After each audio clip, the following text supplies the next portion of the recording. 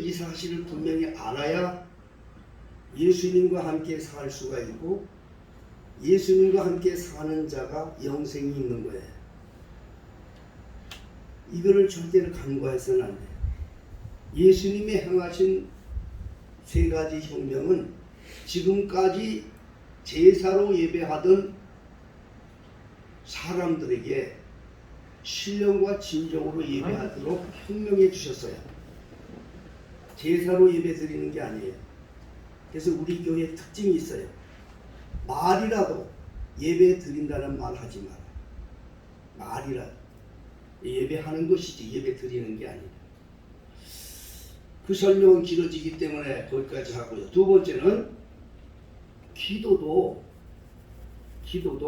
예수님이 혁명을 일으키셨어요. 뭘 먹을지, 뭘 마실지, 무엇을 입을지 이런 기도하지 마라.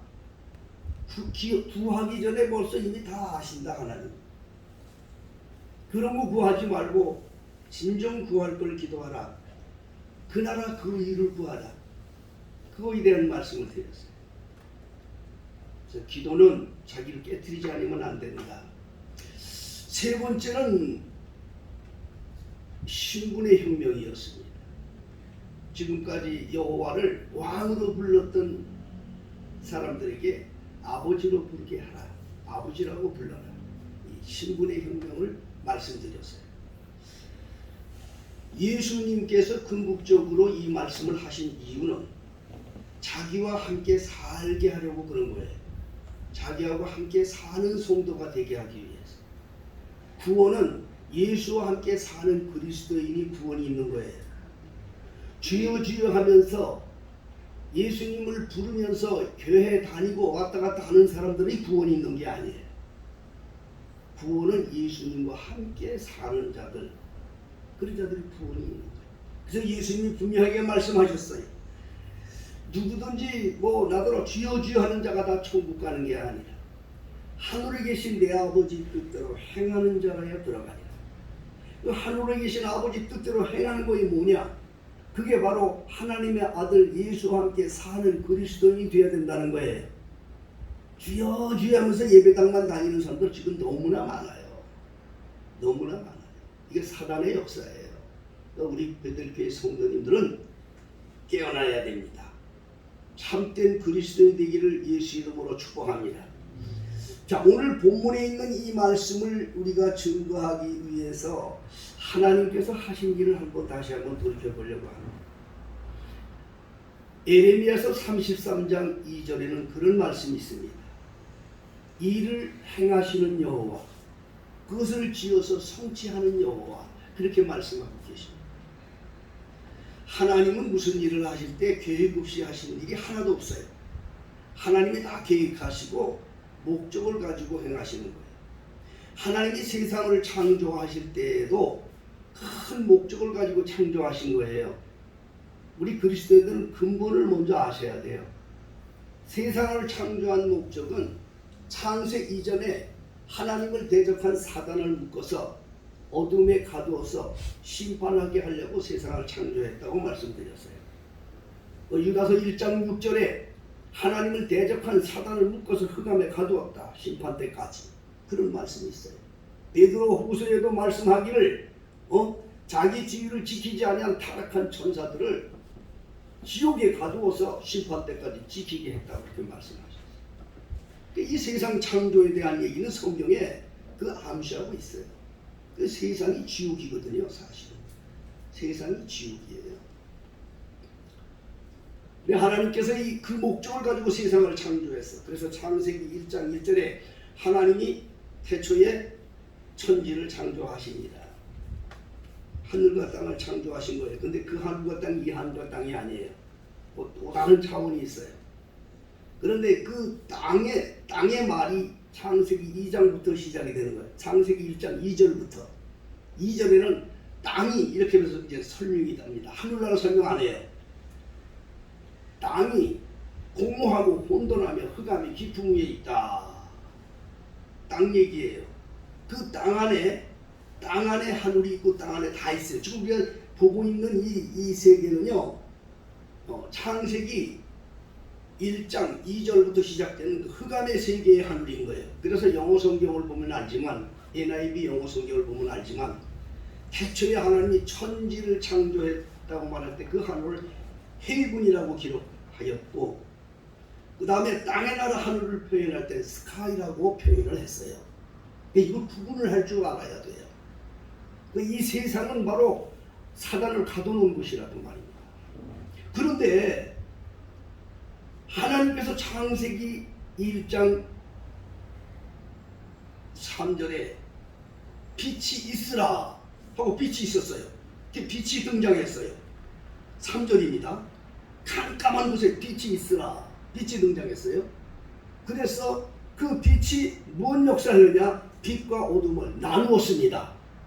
그 빛이, 우리는 예수님이 세상에 오신 것을 대부분이 2000년 전에 오신 걸로 알고 있죠. 그렇죠? 그 틀린 말은 아니에요. 맞아요. 2000년 전 유대 땅 베들레헴에 오셨다, 이렇게 알고 있잖아요. 이거는 초보 신자예요. 거기만 자꾸 얘기하면 종교인이 되고 말아요. 성경은 근본을 알아야 돼요. 예수님은 그때 세상의 사람들 눈에 보이게 왔지만, 예수님은 언제부터 계셨느냐? 이 세상 만들기 전부터 계셨어요. 창세기 전부터. 그래서 요한복음 8장 58절에 예수님께서 유대인들과 대화를 할 때 말이 안 통해요, 유대인들. 그래서 아브라함보다 네가 크냐 이렇게 물으니까 예수님께서 유대인들에게 그렇게 대답을 했다니까. 아브라함이 나기 전부터 내가 있었느니라. 이건 무서운 얘기 아닙니까? 아브라함이 나기 전부터 내가 세상에 있었다. 하나님이거든. 자, 구체적인 예수를 보여드리겠습니다. 창세기 1장, 천지 창조하고 어둠의 이 세상에 빛이 있으라 하시고 빛이 있었어요. 그 빛이 등장하면서 빛과 어둠을 나누었습니다. 빛이라고 하는 것은 역할이 뭐냐? 이것은 어둠을 몰아내는 역할을 하는 거예요. 그 빛이 누구냐? 그게 바로 하나님의 아들 예수였어요. 그게 요한복음 1장 1절에 태초에 하나님이 천지를 창조하시니라. 요한복음 1장 1장 그걸 아니고 요한복음 1장 1절에 제가 실수를 했습니다. 말씀이 계십니다. 이 말씀이 하나님과 함께 하셨어요. 이 말씀은 곧 하나님이라. 요한복음 1장 1절에 그 말씀을 소개할 때 그 말씀을 빛으로 설명해 주고 있어요. 그러니까 여러분 그걸 아셔야 돼요. 예수님은 2000년 전에 오신 분, 2000년에 육신의 눈으로 볼 수 있게 오셨지만, 예수님은 언제부터 계셨느냐? 이 세상 창조되기 전부터 계신 걸 알아야 돼. 우리 베델교회 성도들은 그걸 아셔야 돼. 그래야 오늘 말씀이 이해가 되는 거예요. 세상 창조되기 전부터 예수님이 계셨다고 본인도 말씀하셨고, 천지 창조 때 빛으로 오셔서 빛과 어둠을 나눴어요. 그분은 빛으로 오신 거예요. 빛이에요. 나중에 말씀을 드릴 기회가 있으면 말씀드리겠지만, 그리스도인들은 예수님과 같이 빛과 소금이 돼야 되는 거예요. 빛의 역할은 어둠을 몰아내는 거예요. 그리스도인이 가는 곳에서는 부정과 부패가 사라지고, 그리스도인들이 가는 곳에는 어둠이 쫓겨나고 하나님의 의를 살리는 사명을 갖고 세상에 온 거예요. 저와 여러분들 하나님이 다 목적을 이루려고 보냈어요. 하나님이 천지 창조를 목적을 위해서, 하나님의 목적을 위해서 창조했다는 말씀을 드렸어요. 그럼 예수님이 세상에 올 때 예수님은 무슨 목적을 가지고 오셨는가? 조금 전에 말씀드린 빛으로 오셔서 어둠을 몰아내려고 빛과 어둠을 나누게 하시는 그 목적, 그것도 역시 큰 목적이 있지만, 요한복음 3장 16절에 보면 예수님이 세상에 오신 목적을 분명히 말씀하고 계셔요. 하나님이 세상을 이처럼 사랑하사 독생자를 주셨으니 이는 누구든지 저를 믿는 자마다 멸망치 않고 영생을 얻게 하려 하심이니라. 예수 믿는 목적은 뭐라고요? 자, 이걸 여러분 아셔야 돼요. 예수 믿는 목적은 영생이에요. 그걸 위해서 오셨다고. 예수님이 영생의 목적으로 아들을 주셨다고.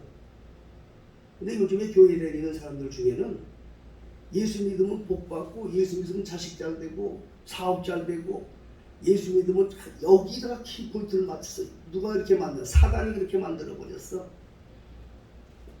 예수는 예수인데 다른 예수. 복음은 복음인데 다른 복음이야. 응? 영은 영인데 다른 영이야. 그래서 한국 교회 교인들이 좋은 교인들이 다 보글보글 하는 거야. 그리스도인들이 없어. 좋은 교인들이야 전부 다. 응? 영생을 목적으로 오신 거야. 그래서 영생을 위해서 예수님은 그 영생을 얻기 위해서 말씀하신 게 바로 성경입니다. 믿어지면 아멘 하세요. 예수님이 오셔서 영생에 대한 목숨을 말씀만 하셨어요. 예수님은 땅의 얘기 많이 한 것 없어요. 하늘나라 얘기만 하셨어요. 그럼 교회는 뭐냐? 천국 얘기 많이 해야 돼. 영생 얘기 많이 해야 되는 거예요. 죽으면 영생하고 죽으면 영원히 천국 가는 얘기를 많이 해야 되는데 뭐 사람들 기질 그렇게 하고 그렇게 하기 위해서 그냥 자기들 구미에 맞는 말로 이렇게 수많은 사람들을 진정한 그리스도인이 되지 못하고 종교인으로 타락시키는 이 사단의 역사에 속고 있다 하는 말씀인 것입니다.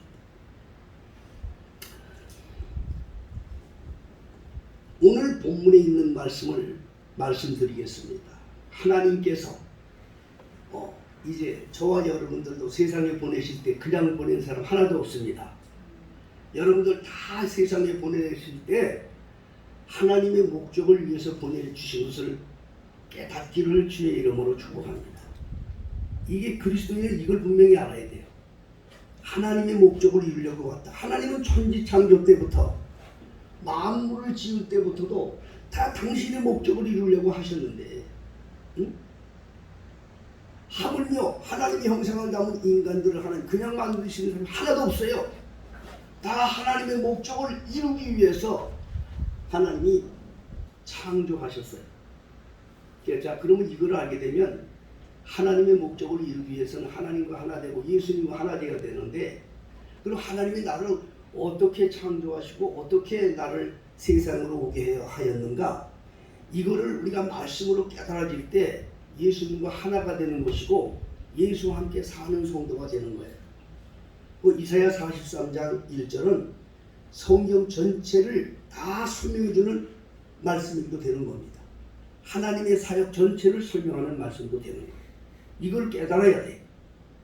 내가 너를 창조했다고 그랬어요.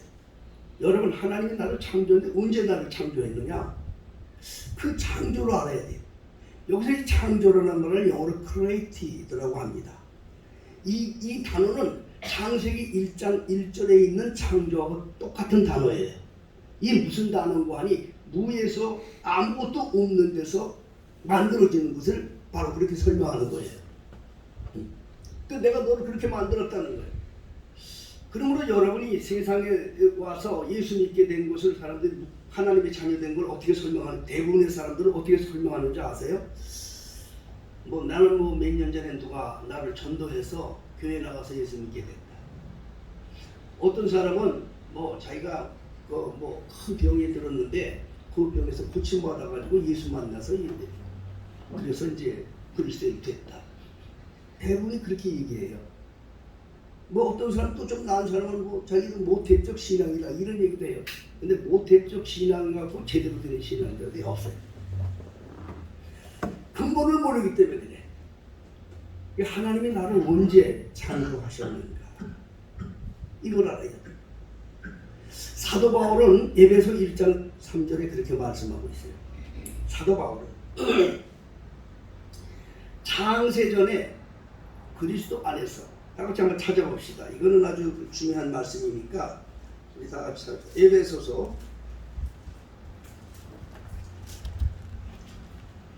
에베소서 1장 3절부터 5절까지 있는 말씀을 제가 읽겠습니다. 여러분들 다 이거 알으셔야 돼요. 찬송하리로다 하나님 곧 우리 주 예수 그리스도의 아버지께서 그리스도 안에서 하늘에 속한 모든 신령한 복을 우리에게 복 주시게. 곧 창세전이라는 말은 예수님이 이 하늘과 땅을 하나님이 하늘과 땅을 만들기 전에요. 세상을 만들기 전을 말하는 거예요. 그 창세 전에 그리스도 안에서 예수님이 계셨단 말이에요. 창세전에. 고지 잠언서 8장에 보면 아버지와 같이 세상 창조한 얘기가 나옵니다. 아버지와 같이 세상을 만들었다 말이 나와요. 그리스도 안에서 우리를 택하사. 그때 예수 안에 있었단 말이에요. 내가 창세 전에. 여러분들 진정한 그리스도인들은 자기가 언제부터 있었던 알아야 돼. 세상 만들기 전부터 있었다는 거 알아야 돼요. 여기서부터 시작이 되는 거예요. 우리를 택하사 우리로 사랑 안에서 그 앞에 거룩하고 흠이 없게 하려고 그 기쁘신 뜻대로 우리를 예정하사 예수 그리스도로 말미암아 자기의 아들들이 되게 하셨으니. 우리가 하나님을 아버지라고 부르게 만든 과정을 설명한 거예요. 이것이 오늘 본문의 말씀과 연결이 되는 거예요. 연결이 되는데 창세 전에 이미 있었단 말이에요. 예수와 함께. 예? 우리 베들교회 성도님들 이거 확신하기를 주의 이름으로 축복합니다.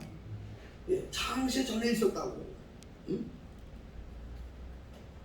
이거는 누가 말 사도 바울이 고백이에요. 그 사도 바울은 어떤 분인지 아세요? 성경에 이 신약 성경에 11권을 거의 다 쓴 거예요. 사도 바울. 응? 27권 중에 거의 한 16권 그 절반 이상을 사도 바울 선생이 썼다고. 신령한 주의조입니다.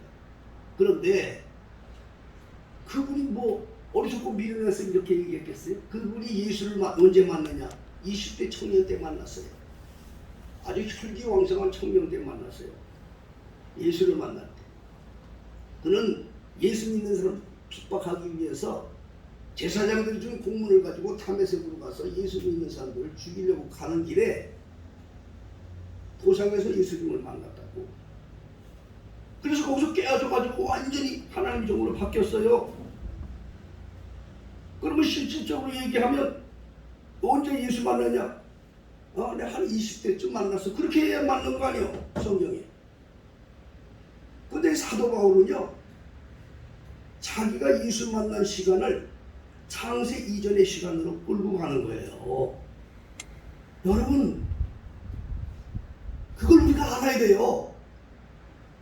20대에 만난 게 아니라 창세 이전, 세상을 창조하기 이전에 자기는 그리스도 안에 있었다는 거예요. 이게 중요한 거예요, 여러분. 응? 저와 여러분들은 예수 안에서 예수의 유전자를 가지고 세상에 온 사람들이요. 예수의 유전자, 예수의 유전자를 가지고 세상에 왔다고. 궁극적으로 사단의 자식이 아니라 하나님의 자녀가 된 그 유전자를 가지고 세상에 왔어요. 진정한 그리스도인이 돼야 이걸 깨닫게 된다 그 말입니다. 그러면 여기서 하나님께서 내가 너를 창조했다. 오늘 본문의 1절에 보면 이사야서 43장 1절을 보면 너를 창조하신 여호와께서 이제 말씀하시느니라. 언제 창조됐느냐? 창세 이전에 예수 안에서 유전자를 가지고 이미 선택됐고 거기서 이미 선포되어진 그 몸으로 우리는 세상에 왔다. 이 말씀을 드리는 것은 여러분 예수를 사랑하고 정말 예수와 함께 사는 자가 되려면 그 근본을 알아야 되기 때문에 이 말씀을 증거하는 것이에요. 두 번째로 오늘 하나님께서 그렇게 말씀합니다. 너를 조성하신 여호와 말합니다. 창조했을 뿐 아니라 너를 조성하신 자 그렇게 말하고 있어요. 조성했다는 거예요. 이 조성은 뭘 말하는 것이냐? 이미 나는 창세전에 하나님의 자녀였고 예수의 유전자 안에 있었는데 세상에 태어날 때 이사야 43장을 읽었는데 44장을 옆에 한번 넘겨보세요. 한 장 더 넘겨주시면 44장이 나옵니다. 거기 그런 말이 나옵니다. 나의 종 야곱, 나의 택한 이스라엘아 이제 들으라. 너를 지으며 너를 모태에서 조성하고 너를 도와줄 여호와가 말하노라. 나의 종 야곱 나의 택한 요소들아 두려워 말하라. 조성했어. 이 말은 무슨 말이? 보이지 않은 예수 안에 있었는데 보이는 몸으로 세상에 오도록 모태에서 나를 조성해서 세상에 보냈다 이 말이에요. 남녀의 그 결혼을 통해서 세상에 오는 거예요. 모태에서 조성이 될 때 형성되는 게 모양도 형성이 되지만 더 중요한 것은요. 성격이 거기서 형성이 돼요. 혈액형이 만들어져요. 신기한 거예요. 이거는 그 어떤 거하고도 비교가 안 돼요. 똑같은 게 하나도 없어요.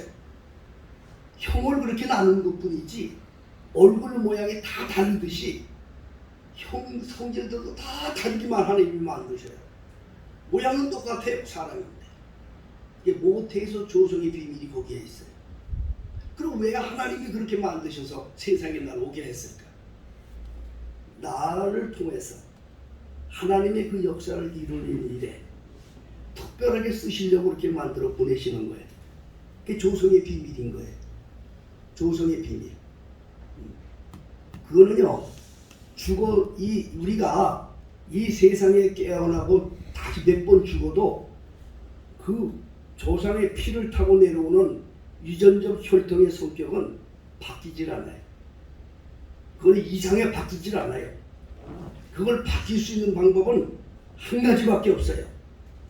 예수님이 설명하고 있어요.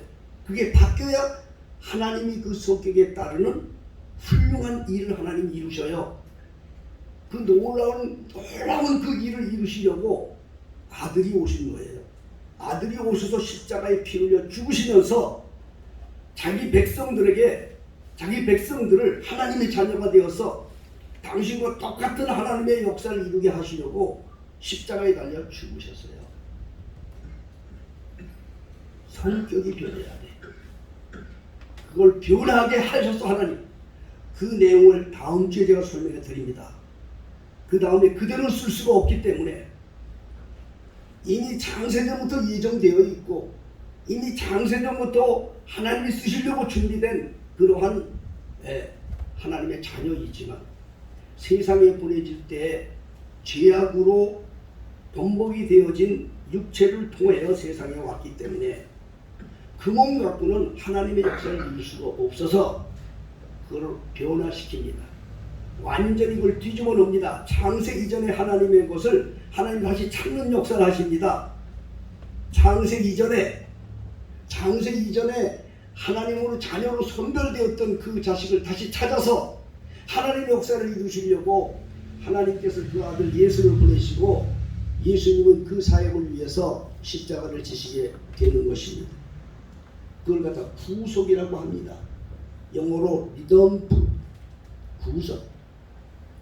구속이라는 말은 자기 것을 다시 찾는다는, 값을 주고 자기 것을 다시 찾는다는 거예요. 이것을 내가 다음 주에 자세하게 또 제가 설명해 드릴 것입니다. 그러면 내가 세상에 올 때 가지고 있는 그 모든 성격이라든가 또 자기 가지고 있는 모든 기능도 하나님의 목적을 위해 쓰는 사람이 있고 나에게 잡히면 그것이 하나님의 목적을 위해서 쓰이게 돼요. 그러나 하나님의 손에 잡히면 하나님의 목적을 위해서 아름답게 쓰이는 그러한 놀라운 성격이 되는 거예요. 그렇게 하려고 하나님이 모태에서 조성해서 특별하게 우리를 세상에 보내게 되는 것입니다. 여러분이 세상에 올 때 각자마다 모양이 다르듯이 성격도 다 다르게 하나님이 보내주셨어요.